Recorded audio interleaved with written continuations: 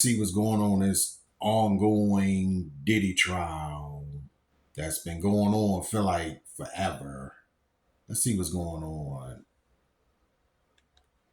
This morning, a federal jury in New York getting back to work deliberating after a stunning development in the federal criminal trial of Sean Diddy Combs. On Tuesday, jurors signaling they reached a verdict on four of the five counts, including sex trafficking and transportation to engage in prostitution charges. But in a note to the judge saying they are, quote, unable to reach a verdict on count one, racketeering conspiracy, the most serious and complex of the five charges, citing unpersuadable opinions among the jury. There's no surprise that the one count the jury is struggling with is count one, racketeering conspiracy. Most lawyers, including me, struggle with the concepts and the elements of racketeering and conspiracy. For that count, the jury of 8 men and 4 women must decide whether Combs ran a criminal organization and committed underlying crimes like kidnapping and arson. The judge encouraging the jury to keep an open mind while they continue deliberating before revealing their verdict. Judges have no problem sending a jury back to deliberate the first time they send a note out saying they're deadlocked. It's after the second time that the judge really has to be concerned because that's when the jury may be hopelessly deadlocked. Earlier, the music mogul was seen chatting with his mother in the gallery, telling her it's going to be all right. But later, when the jury came back quickly with that partial verdict, Combs put his head in his hand and turned to his family with his hands in prayer. Over 7 weeks, prosecutors accused Combs of running a criminal enterprise, calling 34 witnesses, including escorts, former assistants, and alleged victims, including the rapper's former girlfriend, Cassie Ventura, who detailed years of alleged abuse. In closing arguments, his defense team calling the claims against him badly exaggerated. As the jury continues to deliberate the fate of Sean Diddy Combs. So if the jury does not come to a decision today, the judge is going to give them the option to come back tomorrow. But as we've been talking about, it's the 4th of July holiday coming up. And if they want a long weekend, they will be coming back on Monday, July 7th. Craig.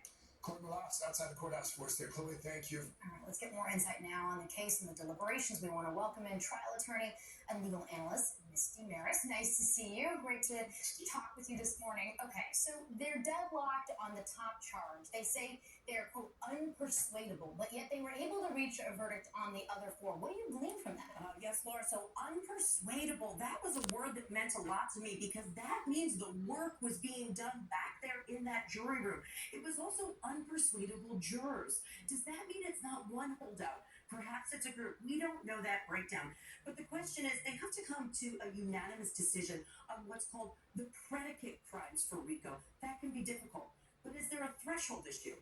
Do they think there was a criminal enterprise? Are there some that believe there was? Some that believe there was They have not? to get to that. And they have to get to that before they can move on. So we don't know where they're jammed up. We just know they can't come to an agreement. Being the only non-lawyer at the table, forgive my ignorance in advance. But if multiple jurors tell the judge that their views are unpersuadable, do they then just go back into the jury room and get browbeat by the rest of the jurors into a persuadable view? You're a brilliant legal mind because this is actually a critical question. So there is a mechanism for this in the law, and it's what's called an Allen charge, and it's really specific language. The judge read a modified version of it yesterday, which is jurors go back in, work, listen to the others in the room, keep an open mind, but do not put aside your convictions. There's a reason for that. It's because you don't want a situation where there's pressure on the jurors to change their mind because that's actually an appellate issue. So there's really specific language, and the judge toes a fine line in exactly what's communicated to the jury. Really quickly, was the racketeering charge in hindsight, was it perhaps a bit of an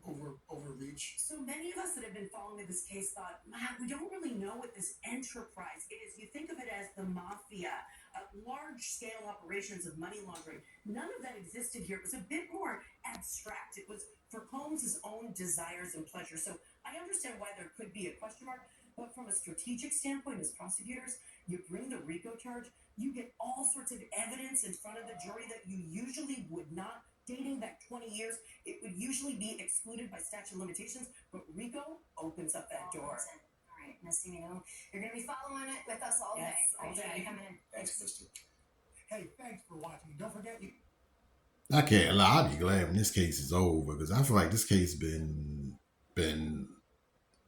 day by day. It seems like it's something going on different by day by day by day by day. I will be glad when this case is over because either he is guilty or he's innocent.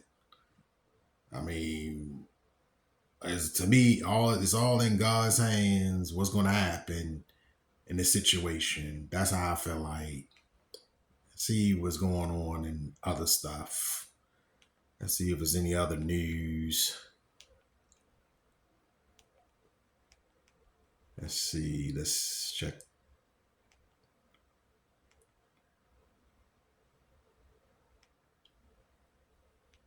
Let's see what's going on here.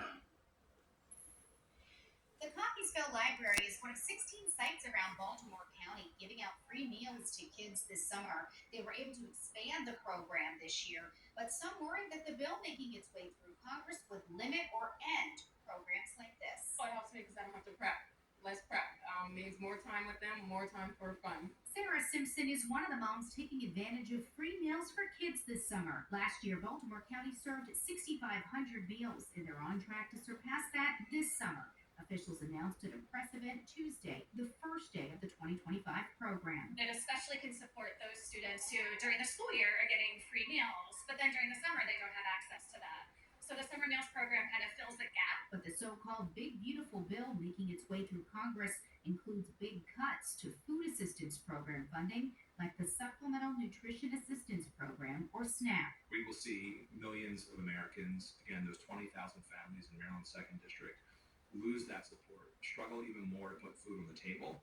And we're talking about $6 a day. $6 a day that feeds our hungry kids, feeds our seniors, feeds our veterans, feeds the disabled. That's very disheartening to me to hear that we would be cutting back programs like that. I would be providing balanced nutrition for our communities. Hanowood says the summer meals program is federally funded through the USDA, but has not been specifically mentioned in the cuts. But many of the same families utilize SNAP benefits and will be directly affected by a loss of funding. I just really hope that lawmakers think about, what they're doing and how this is really going to affect families and children all around the country and what problems it's going to cause and the struggles that people are going to have. And I hope that they can be compassionate and stop these cuts that they're trying to make. The meals are available at Baltimore County Library branches Monday through Friday till August 15th.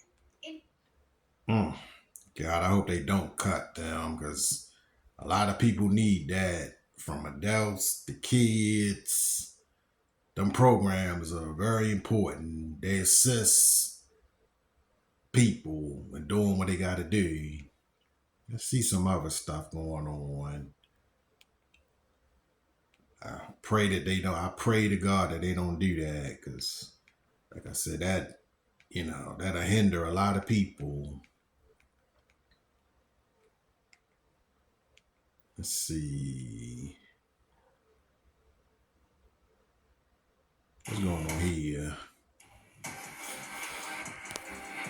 we love some fun news in the NFL. The Miami Dolphins are acquiring tight end Darren Waller from the New York Giants. That's according to multiple reports. Now, ESPN's reporting that Miami is sending a conditional 6th-round pick to New York. Miami is also getting a conditional 7th-rounder. Waller did retire last summer after spending the 2023 season with the Giants. He is going to step in for John Smith in Miami, with Smith shipped off to the Steelers. All right, we got our Super Bowl champ Logan Ryan, our fantasy expert Dave Richard with us now to break this one down. So Darren Waller coming out of retirement, traded to the Dolphins. Logan, wasn't expecting this one on the bingo card. No, it's been some breaking news lately. Let me check my phone. Let me see if Anything else? I want to see if the AFC North's going to call me to return to play here. Look, Darren Waller, I played against him. You're talking about 6'5", 4'3", 40. When he wants to play, he is a tough cover. You put him in that Miami offense with some space, some heat, his hamstring should be feeling well, and if he can get open in that offense, he can do big things. The biggest thing with Darren Waller throughout his career, especially to the end of it, was always, does he want to play? Does he want to play? When he was in New York, I was hearing from players that he didn't want to play. He wasn't fully invested, and that obviously led to the retirement. And I've been there. I played 11 years in this league, and I had to start thinking about when do I want to be done playing. When you start thinking like that, the end is sooner rather than later.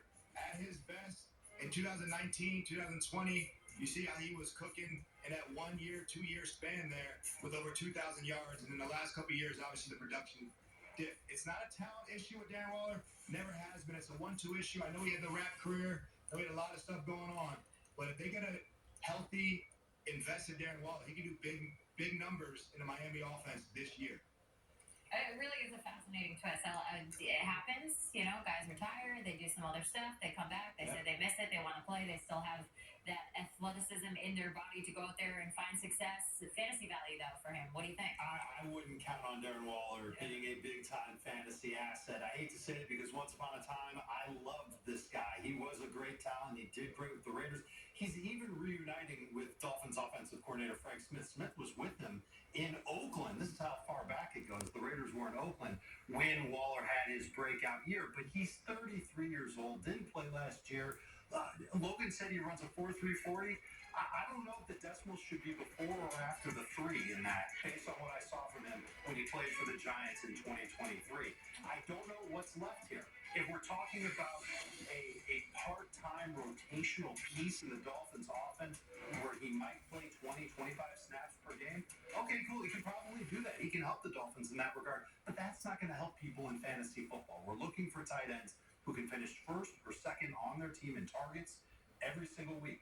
And he's not going to be able to do that in Miami unless something happens to Tyreek Hill and Jalen Waddle and Devon Achane, the running back there. I think he's going to end up being a non-issue. I said it on our podcast, Jenny. If you want to take him with one of your last picks and try and rekindle that love that you had with Darren Waller way back in the day, go for it. It's your team. I'm not going to do it with my team. All right, so Waller now, some people might rekindle the love with him in Miami. Jonnu Smith shipped off to the Steelers. What's the value for Smith? Yeah, I don't like him in fantasy either anymore because hatred over here.